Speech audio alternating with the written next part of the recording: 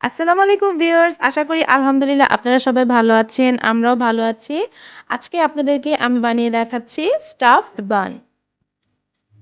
এর জন্য যা উপকরণ লাগছে, আমি নিয়েছি টমেটো কেচাপ ৩ টেবিল চামচ, কাঁচামরিচ কুচি ১ টেবিল চামচ, পাউডার দুধ ১ টেবিল চামচ, ময়দা ১ চা চামচ, লবণ নিয়েছি ১ চা চামচ, আদা রসুন বাটা ১ চা চামচ, সয়া সস ১ চা চামচ, চিনি ১ চা চামচ,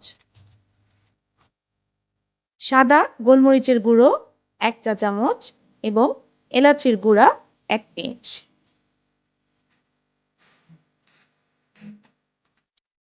গরুর মাংসের কিমা নিয়েছি ২৫০ গ্রাম আর ৩ কাপ নিয়েছি পেঁয়াজ কুচি। গুঁড়ো দুধ ও ময়দা অল্প একটু পানি দিয়ে আমি মিক্সড করে রাখছি। এটা আমার কিমা রান্না করতে লাগবে।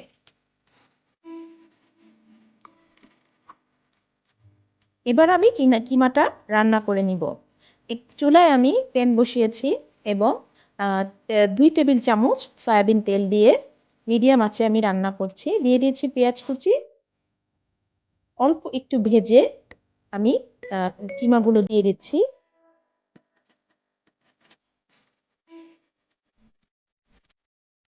কিমাগুলো যখন একটু সাদা হয়ে যাবে এ পর্যন্ত আমি একটু রান্না করে নিব।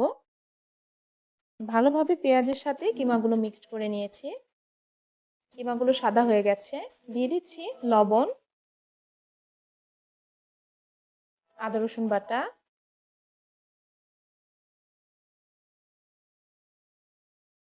গোলমরিচের গুঁড়ো, সয়া সস, কাঁচামরিচ কুচি, টমেটো কেচাপ, ভালোভাবে নেড়ে সব উপকরণ আমি মিক্সড করে নিচ্ছি।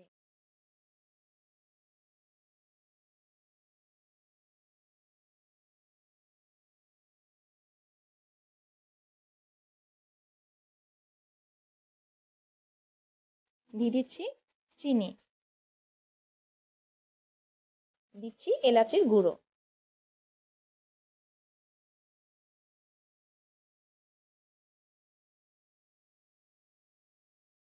দিয়ে দিচ্ছি ময়দা এবং গুঁড়ো দুধের আমি যে মিশ্রণটা বানিয়েছিলাম পানি দিয়ে সেটি। এবার ভালোভাবে নেড়ে আমি সম্পূর্ণ মিক্সড করে একটু কিছুক্ষণ রান্না করে নিচ্ছি।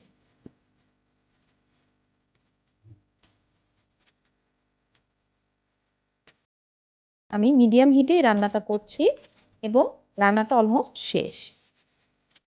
এবার আমি ময়দার জন্য নিয়েছি ১ কাপ পরিমাণ লিকুইড দুধ, কুসুম গরম দুধ এবং ৩ টেবিল চামচ চিনি এবং ইস্ট দিয়েছি ১.৫ টেবিল চামচ। ভালোভাবে এটা মিক্সড করে আমি রেখে দিব ১০ মিনিটের জন্য অ্যাক্টিভেট হতে। ১০ মিনিট পর আমি দেখাচ্ছি, দেখুন অনেকটা ফুলে গেছে। এখন আমি ময়দার মিশ্রণটা করে নিব। ৩ কাপ ময়দার মাঝে আমি একটি ডিম, নরমাল টেম্পারেচারের ডিম দিয়েছি। সয়াবিন তেল দিয়েছি ২ টেবিল চামচ এবং ময়দার সাথে আমি ভালো করে এগুলো মিক্সড করে নিচ্ছি। আমি যে গরম দুধ অ্যাক্টিভেট করে রেখেছিলাম ইস্টের সাথে অল্প অল্প করে আমি ময়দার মিশ্রণে দিচ্ছি। একবারে কখনোই এটা দিতে যাবেন না, তাহলে অনেক সময় দুধটা বেশি হয়ে যাবে, তখন ময়দাটা খামিটা বেশি নরম হয়ে যাবে। তাই আমি অল্প অল্প করে দিচ্ছি এবং ডোটা করে নিচ্ছি। আমি সফট একটা ডো করে নিব। দিয়ে দিচ্ছি ১ চা চামচ লবণ। ভালোভাবে আমি এটা মেখে নিব। ডোটা নরম হলে ভয় পাওয়ার কিছু নেই। কিছুক্ষণ এটা অনেকক্ষণ মথার পরেই ডোটা হার্ড হয়ে যাবে।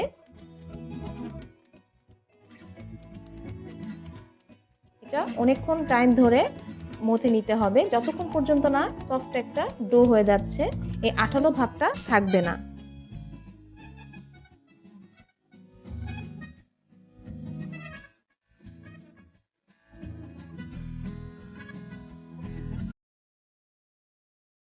দেখুন এভাবে গোল করে আমি এই পাত্রে রেখে দিচ্ছি ঢেকে আধা ঘন্টার জন্য এক সাইডে রেখে দিচ্ছি। আধা ঘন্টা পরে দেখুন ডোটা অনেকটা ফুলে গেছে। এবার আমি সম্পূর্ণ ডোটা নিয়ে আমি ভালোভাবে আবার মথে নেব।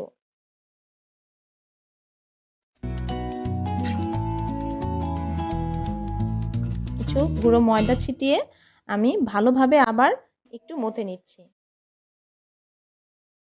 যত ভালো মথা হবে অতই সফট বানটা হবে, এই জন্য ভালোভাবে মথে নিতে হবে।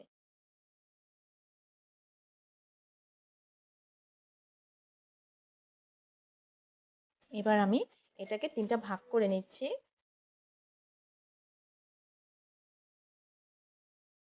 এভাবে গোল করে আমি সেই বলে রেখে দিচ্ছি। এক সাইডে আমি ওটা ঢেকে রেখে দিয়েছি। এবার এটাকেও আমি সুন্দর করে গোল করে নিচ্ছি। এবার একটু ময়দা ছিটিয়ে আমি একটা রুটি বেলে নিব।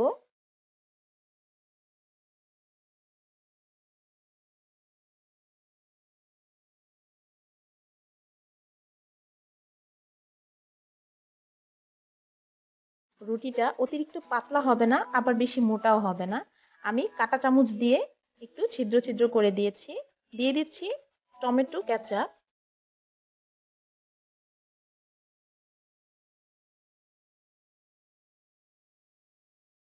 এবার আমার রান্না করা যে গরুর মাংসের কিমা আমি ওটা দিচ্ছি।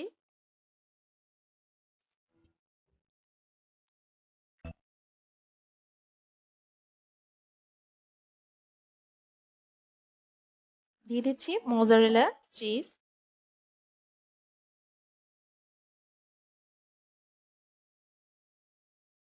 দিয়ে দিচ্ছি কিছু পরিমাণ অরিগ্যানো। এবার এভাবে আমি রোল করে নিচ্ছি। খুব সাবধানে রোল করতে হবে। এবার আমি এটাকে একটু কেটে নিচ্ছি। 3 ভাগে ভাগ করে নিয়েছি। আপনারা চাইলে আরো ছোট বড় করে নিতে পারেন। এবার আমি আরেকটি বানিয়ে দেখাচ্ছি।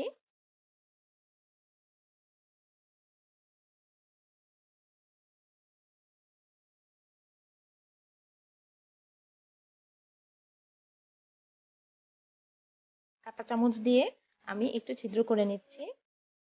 এটা আমি একটু ডিজাইন করে বানাবো, যেমন একটু মাছের মতো যেন দেখা যায়। সাইড থেকে ছুরি দিয়ে আমি এভাবে কেটে কেটে ডিজাইন করে নিচ্ছি। এরপর এখানে দিয়ে দিচ্ছি কিছুটা টমেটো সস,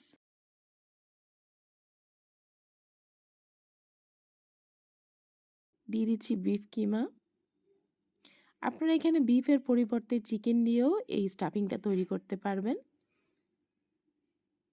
এরপর দিয়ে দিচ্ছি বেশ কিছুটা কুচানো মজারেলা চিজ, কিছুটা অরিগ্যানো, এতে করে ফ্লেভারটা খুব ভালো আসবে। এখন একের পর এক পাশে যে কাটানো ডিজাইন ছিল, কাটার ডিজাইন, সেটা আমি এভাবে ভাঁজ করে দিয়ে দিচ্ছি। আপনারা আপনাদের মন পছন্দ মতো যে কোনো ডিজাইন করে নিতে পারেন। তো এভাবে ডিজাইন করে নিলে দেখতে খুবই সুন্দর লাগে।